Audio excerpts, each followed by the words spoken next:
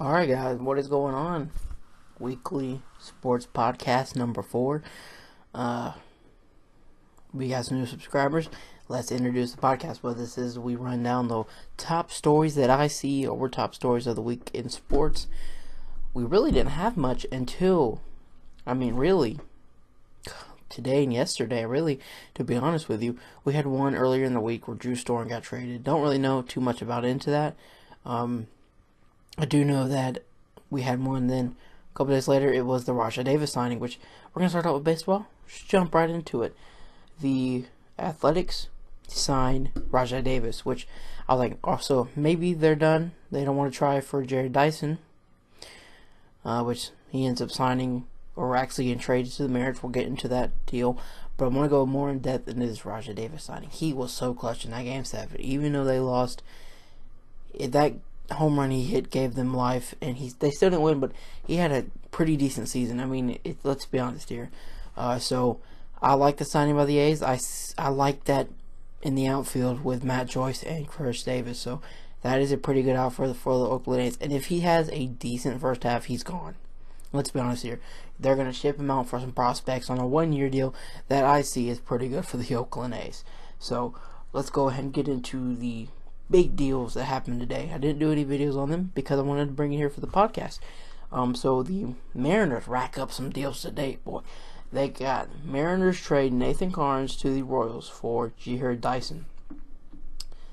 That was pretty good. So we're going to talk about what the Mariners get first. In Jarrod Dyson, he had a 278 average, 30 stolen bases, and 170 games. Wow. They add on with that later on in the day. Well, maybe this was before the Jarrod Dyson trade. The Mariners land Yovani Gallardo for Seth Smith. So they get Jarrod Dyson and give up Nathan Carnes. But they do go back and get another pitcher. So Carnes, who the Royals are getting, went 6-2 last year with a 5.15 ERA and 101 strikeouts. The 5.15 ERA is not too good, but the 6-2 record is good. So I don't know what happened there. The offense just gave him more.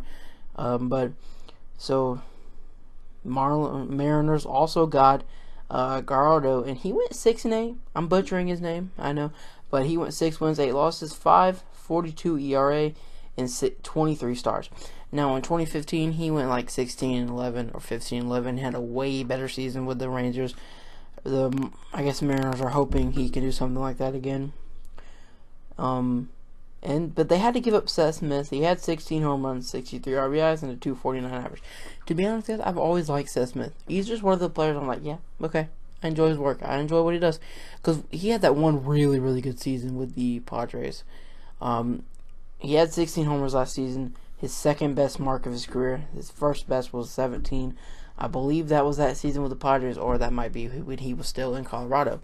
He's always one of those guys who you feel like is going to hit so many home runs, but he just doesn't. He usually gets most of the time above 15 or above 10. So the Baltimore Orioles, does that mean, since they got Seth Smith, does that mean that they are gone from the Mark Trumbo situation? Honestly, they might be. They've still got Chris Davis and Adam Jones. And then adding a guy like Seth Smith, who really has not been in a hitter-friendly ballpark since Colorado a couple seasons ago. He going to go back to another hitter-friendly ballpark. Maybe hit some more bombs for Baltimore. But honestly, I don't think they're really out on Trumbo. I mean, they kind of did the same thing a couple years ago with Chris Davis, and you see the big-ass mega deal he signed. So, honestly, I don't see much trouble for the Mark Trumbo deal for the Baltimore Orioles. If you're an Orioles fan, maybe that makes you feel better. I don't know. I'm a Blue Jays fan, so kind of a rivalry there, so I'm just not going to get into so much about how, whatever. The one that really interests me a lot was, like, I don't know why he did this. Brandon Phillips rejects a trade to the Braves. I think, lived in Stone Mountain for a lot of his life, supposedly is what I saw on MLB Network or whatever. He has a home in Georgia. He's not going to get much playing time in Cincinnati, where they want to start 2 young guns. Why would you reject the trade when you know you're not going to get no playing time? You're going to go to a team that if you insert a pretty good player like Brandon Phillips into a lineup that's got Matt Kemp and Freddie Freeman, dude, that'd be a pretty beastly lineup. I mean, let's go here. He rejected the trade, something about how he was not informed correctly, or something like that. Dude, to me, if it was me, you take the deal and you run with it. That's all I've got to say. Because he's only on a 1-year deal. Would you really want to go for your last year in Cincinnati after you've rejected a couple of trades in the last couple of years and just sit out and not play a lot because you got two young guns who need to get playing time to see how their future is in the MLB? I would take the deal. There's supposedly word that the Braves are still kind of in, but they might be more specifically in on Dozier. Now, this whole Dozier thing, I don't think it should drag out as long as it has. Brian Dozier is the guy in Minnesota. He's your best player. To have him involved in so many trades like this and it's dragging on, what does that have an effect on the player? Kind of like Andrew McCutchen. I mean, at this point, do you have to trade him? I don't think the Twins are at that situation with Brian Dozier as much as they are with McCutchen, but come on now. If it's not done by the end of next week, get it and just leave it alone. Keep him around because he's going to hit you another 40 home runs and you should be good. And also, the Braves are in on Dozier as well, so I see him either going to the Braves or LA. The Braves certainly do have enough prospects, so do the Dodgers. The Dodgers are also in on a guy like Brian Braun. So Dodgers are still trying to get better. They got to work on the bullpen though. Even though they signed Kelly Jansen, they let Joe Blanton go. I don't know if they're going to go back and re-sign him. They need to do something to shore up that bullpen. Plus, obviously Ryan Braun would really be good for any team, and then Brian Dozier. So that whole situation. I didn't know if I was really going to talk about the whole Jose Bautista situation. I mean, this is just insane drama. I mean, there's a rumor going around that the Phillies might be getting interested in Jose Bautista. They've had talks supposedly. The Phillies, they are jumping into a lot of outfielders right now. They want power bats in that Philly lineup. Around a 1-year deal, probably. They tried for J.D. Martinez earlier in the offseason. Did not land him. So, they're going to try for another 1-year deal. Like, they need somebody to help out at first base. So one of the things that I was looking at the remaining free agents, I forgot a guy like Brandon Moss is out there, or a guy like Chris Carter to help go switch back from what you have at first, whoever that guy's name is, I totally forget, and then go out and get a guy like Jose Bautista. Just think about that. You got Maikel Franco, him and her Odubel Herrera are going to be your two stars, plus that young starting rotation, plus you got Howie Kendrick. You gotta feel like the Phillies are a sneaky team in that National League. If they do add 2 more players to help out, 2 more power bats, or at least decent power, you gotta feel like the Phillies. You gotta look out for them. I mean, it's sneaky good team. It's kind of like the Braves are. Braves were down last year, but when they fired Freddie Gonzalez, Brian Snitker took over. They had a pretty good season. It was like 59 and 60 something. That's not bad the way they were going in the first half. They looked like they were going to be terrible. Second half, they turned it around. Under Brian Snitker, they re-signed Snitker to be the manager or coach for this year. They go out, sign 2 veteran starting pitchers in R.A. Dickey, Bartolo Colon, and they do go sign Sean Rodriguez, looking to sign or trade for. Not sign, they're looking to trade for another second baseman and a player like Brandon Phillips or Brian Dozier. They want. See, my thinking behind this, I've said this week after week, they want players. They want top-notch players who's going to draw money for that new stadium. Because Georgia fans are not the fans who are going to come around and support your team when they're playing like garbage. I'm just saying, that's just how it is. Been to a lot of Braves games. The years that they are terrible, no one shows up. Like, you buy the cheap seats thinking, oh yeah, those will show up. You just keep going on down and you go all the way down to the bottom basically, sitting in good seats because you know what? No one's going because the team stinks. You got a new stadium. You need the freaking people to show up, buy a ticket, watch a team that you at least want to be decent. There's a new ballpark that's going to have a little bit more ticket prices because they want to see the ballpark, but you've got to put on a good team, or what's the fucking point? Same thing with the Falcons. They're getting a new stadium. They better be good next year. They're going to choke no matter what. Don't even worry about the Falcons anymore. Then Hawks, I think they're renovating their stadium too, the Phillips Arena. I think they are. So Hawks, Atlanta area, they're trying to make it better, I guess you could say, but for the sports teams. So that was about a solid 10 minutes of just straight baseball. Yeah, baseball fans happy about that. Let's get into some football. College football final playoff championship. I didn't think I was going to add this in, but I am.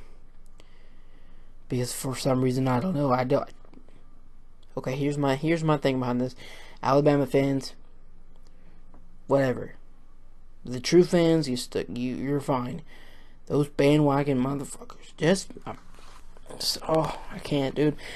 I'm going with Alabama. Come on now, they're too good for. Every player out of high school wants to go to Alabama, so Alabama wins. Not even a hard decision. I thought Washington was going to do something against them. They really didn't. Ohio State, dude. I picked Ohio State to beat Clemson. Dude, I was fooled. They didn't even score. Now we go into this championship game. Alabama wins. Give it to Alabama. Fuck it. Just go with the safe pick, and that's what I'm going with. Might not even watch the game because I don't like Clemson or Alabama. My team did not make it in. FSU, we didn't do it. We had a decent season. We just beat Michigan, which I was shocked as hell we did. And we had a decent season. We didn't make it in. I'm fine with that. We're going to lose all good players into the draft this year, especially Cook, running back. I'm going to be scared what we're going to do there. But that's only our first college football talk on the podcast so far. This is episode 4. All right. So, basketball. Wow. That game last night between the Rockets and Thunder, you're looking at two people. One of the two are going to get the MVP. James Harden or Russell Westbrook. Russell Westbrook is practically, I think he is averaging a triple-double. I haven't checked. He might still be or he might not be. And James Harden is close to averaging a triple-double. I'm not even put Curry into the whole thing because he's sharing spotlight with Kevin Durant and Klay Thompson. I wouldn't be surprised if they do put the MVP on him. He's decent. I still don't like the guy. I don't care. But I want to see somebody else besides Curry. Give it to either James Harden or Russell Westbrook. Now, James Harden, they're in the Rockets. If they start the playoffs now, I would give the edge to James Harden because he's got his team as the 3rd seed, which, to be honest, I didn't expect them making the playoffs. They lose Dwight Howard. They lose a lot of players. And they come in there with players like Eric Gordon, who really has not had a healthy season his whole career. Ryan Anderson, who since leaving the Magic had a couple of inconsistent seasons with the Pelicans, comes in, and those two are having great years. Behind James Harden, man, they found their coach. James Harden and Mike D'Antoni are amazing together. Whatever you do, keep them together, because that is magic. Now Russell Westbrook and the Thunder, another team who I did not think were going to make the playoffs. And guess what? They're making the playoffs. Russell Westbrook will put that whole team on his back. He's already freaking done, and he's carrying them to the playoffs. He's at the 6th seed, I think, right now. Didn't check. Just guessing. If I'm right, thumbs up, damn it. But if he's not 1 or 2 in the MVP voting, this shit's rigged for Curry. I'm just saying. I am a Golden State Warriors hater, but I've not liked the Golden State Warriors since before they got all big and good. So that's just me. I'm not going to be one of the people who are just going to hate them because they got Durant and they're cocky. They are cocky as hell, boy. Draymond Green, shit. Ooh, not going to get into any more about the Warriors. Let's get into the real news, the big news that happened last night. Well, guys, the support on that, dude, we got up to 2K views. Last time I checked, it's like practically, wow.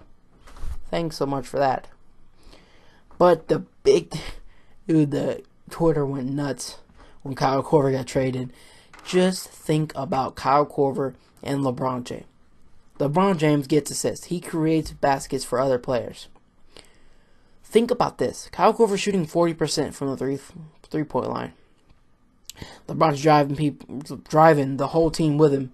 Defensive team in the paint. You got Kyle Korver sitting on the three. That's going in. Dude, just think about that. And plus, when J.R. Smith gets healthy, holy shit. Twitter had the right to go crazy because that is fucking insane. Just think about Kyle Korver on the Cavaliers, dude. Oh my gosh. A lot of people were like, well, that's giving them the edge for the championship. I already give the championship to the fucking Cavaliers again. I mean, it's LeBron James. One of the best basketball players of all time. Yeah, I said it. You can dispute all you want. There's facts. And if you want to hear facts, I'll give you facts in the next episode of the podcast. I'm just fucking saying. But and then the way Kyrie Irving has been playing this season, especially on Christmas Day, that was insane. Kyrie Irving with an outstanding performance. And Kevin Love stepped up this season so far. So, really, Cavaliers, I give them the edge. They've already beat the Warriors. I know it's just on Christmas Day, and we've got a lot more season to go. But, I feel like they could do it easily. So now we're going to talk about the Hawks. What happens after trading Kyle Korver? He's been on the Hawks for a couple seasons now. That one season where he had hit almost I believe it was 200 straight threes, and it was consecutive. Insane. Maybe it was 100, but still insane. You think, oh, what the hell? They're going to lose every game. They're on a 5-game winning streak. And you know why? There's one reason why. You could say Paul Millsap, but I got to tell you what. I watched in the games. Tim Hardaway Jr. has been outstanding. I mean, the baskets this dude has been making. I mean, I would trade Korver. You get a draft pick back. That's pretty good, but Tim Hardaway Jr. starting. If not, probably the throw in Seth Losha. Keep bringing Hardaway off the bench like they've been doing. Well, I think he started a couple of games already this season too, but still, the dude has been insane. They're keeping Dennis Schroeder. They'll keep Dwight, obviously. He's had a decent season.